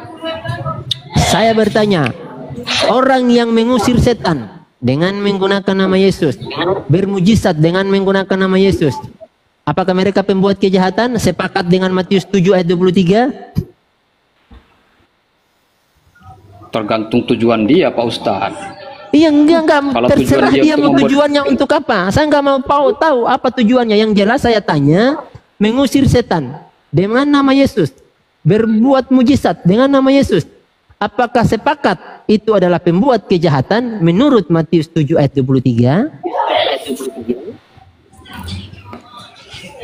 Jawab aja, betul atau tidak? Saya tidak bisa. Enggak jujur. Saya tidak bisa. Enggak jujur Anda. Alkitab ini Anda imani atau tidak? Ustaz, itu kan tertulis dalam bahasa Indonesia, Ustaz. Tertulis dengan bahasa Indonesia jelas dan tegas loh, Ustaz, itu, Ustaz. Iya, jelas ini. Jelas itu bahasa Indonesia. Jelas ini. Atau gini aja, Pak Ustadz, yang menyebut dia Tuhan dah. Lebih jelas. Oke, sekarang yang menyebut dia Tuhan. Tuh. bukan setiap orang yang berseru kepadaku Tuhan, Tuhan akan masuk ke dalam kerajaan surga, melainkan dia yang melakukan kehendak Bapakku yang di surga. Apa kehendak Bapa yang di surga? Saya tanya ke Anda. Anda tidak mampu jawab yang tadi. Ini saya lari lagi ke situ. Apa kehendak Bapa yang di surga? Enggak, bentar Pak Ustaz. Saya bukan tidak mampu menjawab. Itu bukan ranah saya. Enggak, bahasa sederhananya begini Pak Ustaz. Alasan itu sama dengan kasus B yang saya bilang tadi. Iya. Mencabuli anak orang. Contoh ya. Iya. Gak nyambung Bang. Jawaban Anda gak nyambung. Ini tidak pernah memfonis itu Pak Ustaz.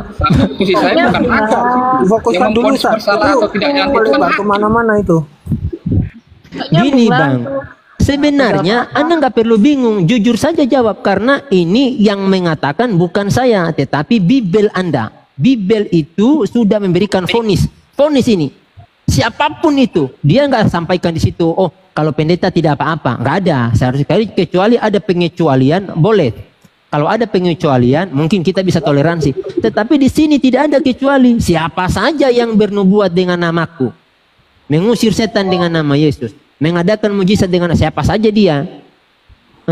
Karena di sini banyak orang, banyak orang berarti tidak semua orang, banyak. Karena orang Islam tidak, orang Islam tidak pernah mengusir setan dengan nama Yesus, tetapi orang Kristen yang melakukan itu. Nah, makanya orang-orang yang dimaksud Yesus di sini ini mereka yang pembuat kejahatan. Orang itu siapa? Nah, yang jadi pertanyaan, oke, saya rubah pertanyaannya. Sekarang, yang mengusir setan dengan nama Yesus, yang membuat mujizat dengan nama Yesus, yang disebut Yesus sebagai pelaku kejahatan, orang Kristen atau orang Islam? Orang Kristen. Sekarang saya tanya ke Anda, sang penghujat, apa tadi ya? Apa? Sang pengamat.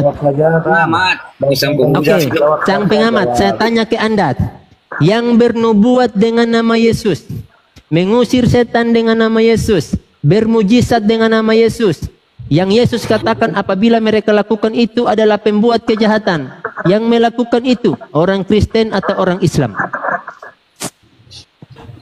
Jawab Bang. Bang Sang, jawab itu. Iya, santai Bang. Iya, siapa?